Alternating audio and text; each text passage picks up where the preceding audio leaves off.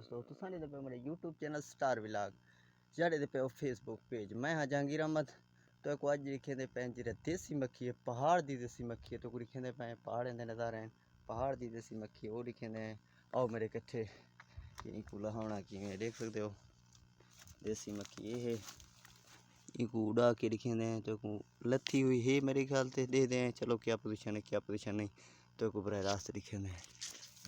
ये बैठी देख सकते हो